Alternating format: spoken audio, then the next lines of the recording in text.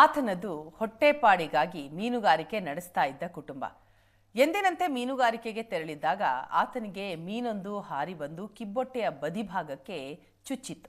ಗಂಭೀರವಾಗಿ ಗಾಯಗೊಂಡಿದ್ದ ಯುವಕನನ್ನ ಆಸ್ಪತ್ರೆಗೆ ದಾಖಲಿಸಿದ್ರೂ ಚಿಕಿತ್ಸೆ ಫಲಕಾರಿಯಾಗದೆ ದುರಂತ ಅಂತ್ಯ ಕಂಡಿದ್ದಾನೆ.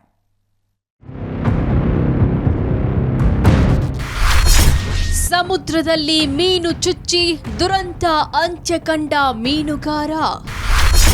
ಮೀನಿನ ಶಿಕಾರಿಗೆ ಹೋಗಿದ್ದಾಗ ತಾನೇ ಶಿಕಾರಿಯಾದ ಯುವಕ.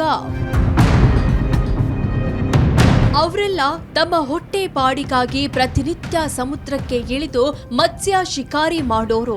ಆದ್ರೆ ಇದೇ ಶಿಕಾರಿಗೆಂದು ಸಮುದ್ರದ ಮಧ್ಯಕ್ಕೆ ಹೋದಾಗ ಮೀನೊಂದು ಹಾರಿ ಬಂದು ಮೀನುಗಾರ ಯುವಕನಿಗೆ ಚುಚ್ಚಿದ್ದು ಪ್ರಾಣವನ್ನೇ ಕಳೆದುಕೊಂಡಿದ್ದಾನೆ. ಈ ಘಟನೆ ನಡೆದಿರೋದು ಉತ್ತರ ಕನ್ನಡ ಜಿಲ್ಲೆಯ ಮಾಜಾಳಿ ಗ್ರಾಮದ ದಾಂಡೆ ಭಾಗದಲ್ಲಿ. 24 ವರ್ಷದ ಅಕ್ಷಯ್ ಅನಿಲ ಮಾಜಾಳಿಕರ್ ದಾರುಣವಾಗಿ ಸಾವನ್ನಪ್ಪಿದ ಯುವಕ.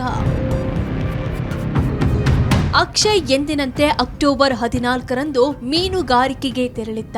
ಸಮುದ್ರದ ಒಳಭಾಗಕ್ಕೆ ಹೋಗ್ತಿದ್ದಂತೆ ದೋಣಿ ಒಳಗೆ ಸುಮಾರು 8 ರಿಂದ 10 ಇಂಚು ಉದ್ದದ ಕಾಂಡೆ ಮೀನು ಹಾರಿ ಬಂದಿತ್ತು. ಈ ವೇಳೆ ದೋಣಿ ಒಳಗೆ ಕುಳಿತಿದ್ದ ಅಕ್ಷಯ್ ಕಿಬ್ಬೊಟ್ಟೆ ಬದಿ ಭಾಗಕ್ಕೆ ಕಾಂಡೆ ಮೀನು ಬಲವಾಗಿ ಚುಚ್ಚಿ ಗಾಯವಾಗಿತ್ತು. ಕೂಡಲೇ ಮೀನುಗಾರರು ಗಾಯಗೊಂಡ ಅಕ್ಷಯ್ನನ್ನ ಕಾರವಾರದ ಕ್ರಿಮ್ಸ್ ಆಸ್ಪತ್ರೆಗೆ ದಾಖಲಿಸಿದ್ರು. ವೈದ್ಯರು ಯುವಕನ ಗಾಯದ ಭಾಗಕ್ಕೆ ಹೊಲಿಗೆ ಹಾಕಿ ಅಡ್ಮಿಟ್ ಮಾಡಿಕೊಂಡಿದ್ರು.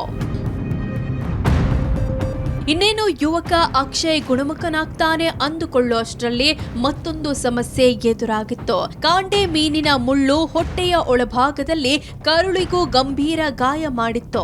ಇದರಿಂದ ರಕ್ತಸ್ರಾವವಾಗಿ ಹೊಟ್ಟೆ ಉಬ್ಬರಿಸಿತ್ತು. ಗಂಭೀರತೆ ಅರಿತ ವೈದ್ಯರು ಬಳಿಕ ಆಪರೇಷನ್ ಮಾಡಿದ್ರೂ ಸಹ ಚಿಕಿತ್ಸೆ ಫಲಕಾರಿಯಾಗದೆ ಅಕ್ಷಯ್ ಮೃತಪಟ್ಟಿದ್ದಾನೆ. ಆದ್ರೆ ಅಕ್ಷಯ್ ಸಾವಿಗೆ ವೈದ್ಯರ ನಿರ್ಲಕ್ಷ್ಯವೇ ಕಾರಣ ಅಂತ ಆತನ ತಂದೆ ಹಾಗೂ ಮೀನುಗಾರರು ಆರೋಪಿಸಿದ್ದಾರೆ. ವೈದ್ಯರು ಆರಂಭದಲ್ಲಿ ಸರಿಯಾಗಿ ಚಿಕಿತ್ಸೆ ನೀಡದೆ ಕೇವಲ ಹೊಲಿಗೆ ಹಾಕಿದ್ರು. ಮೊದಲೇ ಸಿಟಿ ಸ್ಕ್ಯಾನ್ ಮಾಡಿದ್ರೆ ಸಮಸ್ಯೆ ಗೊತ್ತಾಗ್ತಿತ್ತು ಅಂತ ಆರೋಪಿಸಿದ್ದಾರೆ. ತೋಳಿ ಮೀನು ಥರ ಅದು ಅಕಸ್ಮಾತ್ ಆಗಿ ಎಡಭಾಗದಲ್ಲಿ ಅವನಿಗೆ ಬಂದು ಬಡ್ದು ಪುನಃ ನೀರಿಗೆ ಹೋಯಿತು. ಕಂಡೀಷನ್ ಕ್ರಿಟಿಕಲ್ ಉಂಟು, ಸ್ವಲ್ಪ ಅವನಿಗೆ ಆದಷ್ಟು ಬೇಗ ಚಿಕಿತ್ಸೆಗೆ ತಗೊಂಡು ಹೋಗ್ಲಿಕ್ಕೆ ಅಂತ ಹೇಳಿದ್ರು. ನಾನು ಕಡೆಗೆ ಆಟೋ ಮಾಡಿ ಸೀದಾ ಇಲ್ಲಿ ಆಸ್ಪತ್ರೆಗೆ ತಂದೆ, ಜಿಲ್ಲಾ ಆಸ್ಪತ್ರೆಗೆ ತಂದೆ. ಅಲ್ಲಿ ಅವರನ್ನು ಎಂತ ಮಾಡಿದ್ರು ಅಂದರೆ ತಂದುಕೊಂಡು ನಾನು ಅರ್ಧ ಗಂಟೆ ಆದರೂ ಸಹ ಟ್ರೀಟ್ಮೆಂಟ್ ಸಿಗಲಿಲ್ಲ ಅವರಿಗೆ. ಅಲ್ಲಿ ಅವರಿಗೆ ಪೇನ್ ಜಾಸ್ತಿ ಆಯಿತು, ಅವರು ನರಳಕ್ಕೆ ಶುರು ಮಾಡಿದ್ರು. ಒಂದು ಇಂಜೆಕ್ಷನ್ ಚುಚ್ಚುಮದ್ದು ಕೊಟ್ಟರು. ಆಮೇಲೆ ಡೈರೆಕ್ಟ್ಲಿ ಅವರಿಗೆ ಅದು ಒಳಗಡೆ ಏನು ಹೋಲ್ ಇದೆ, ಏನು ಆಗಿದೆ, ಏನು ಆಗಲಿಲ್ಲ ಅಂಬುದು ಅವರು ನೋಡಲಿಲ್ಲ. ಹೀಗೆ ಅವರು ಎಂಥದನ್ನು ನೋಡಲಿಲ್ಲ, ಇಂಜೆಕ್ಷನ್ ಕೊಟ್ಟುಕೊಂಡು ಕಡಿಮೆ ಆಗೋದಂತೇಳಿ ಸೀದಾ ಸ್ಟಿಚ್ ಹಾಕ್ಬಿಟ್ರು.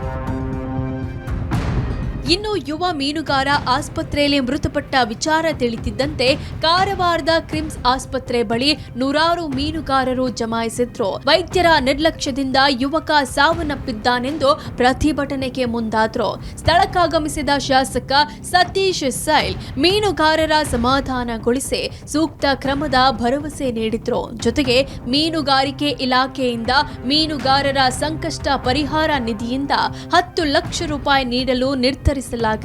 ಅಂಬಿವಾಡದಲ್ಲಿ ಒಂದು ಹುಡುಗ ದೋಣಿಯಲ್ಲಿ ಮೀನು ಹಿಡಿಲಿಕ್ಕೆ ಹೋಗ್ತಾನೆ. ಮೀನು ಹಿಡಿಲಿಕ್ಕೆ ಹೋದಾಗ ಆ ಬಲೆ ಬೀಳಿಸು ಮೊದಲೇ ಅವನು ಬಲೆ ಬೀಳಿಸ್ಲಿಕ್ಕೆ ರೆಡಿ ಮಾಡಿದ್ದಾಗ ಸ್ಪ್ರೆಡ್ ಮಾಡುವಾಗ ಅಲ್ಲಿ ಒಂದು ಮೀನು ಹಾರಿ ಬಂದು ಚುಚ್ಚಿದ ಮೇಲೆ ಅವನಿಗೆ ಜನರಿಗೆ ಗೊತ್ತಾಗಿ ಅವರು ಇಮಿಡಿಯೇಟ್ ಹಾಸ್ಪಿಟ್ಲಿಗೆ ಅವರನ್ನು ಕರುವಂಥ ಬೇರೆ ದೋಣಿಯನ್ನೆಲ್ಲ ಅರೇಂಜ್ಮೆಂಟ್ ಮಾಡ್ತಾರೆ. ಮತ್ತು ಅವನು ಭಾಳ ವೀಕ್ ಆಗ್ತಾನೆ. ಆವಾಗ ಅಂದರೆ ಇಮಿಡಿಯೇಟ್ಲಿ ಆ ಒಂದು ಹೊಡೆತಕ್ಕೆ ಅವನು ವೀಕ್ ಆಗ್ತಾನೆ. ಮತ್ತು ಇಲ್ಲಿ ಬಂದು ಅವನಿಗೆ ಸಿವಿಲ್ ಹಾಸ್ಪಿಟಲ್ನಲ್ಲಿ ಸೇರಿಸ್ತಾರೆ.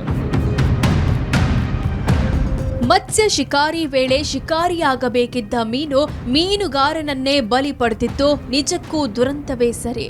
ಇನ್ಮುಂದೆ ಮೀನುಗಾರರು ಮೀನುಗಾರಿಕೆಗೆ ಹೋಗಬೇಕಾದ್ರೆ ಎಚ್ಚರಿಕೆ ವಹಿಸಿದ್ರೆ ಇಂತಹ ಅನಾಹುತದಿಂದ ತಪ್ಪಿಸಿಕೊಳ್ಳಬಹುದಾಗಿದೆ.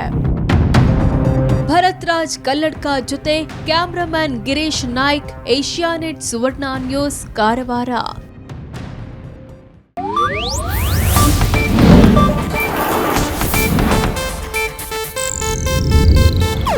ಇದು ಏಷ್ಯಾನೆಟ್ ನ್ಯೂಸ್ ನೆಟ್ವರ್ಕ್ ಪ್ರಸ್ತುತಿ.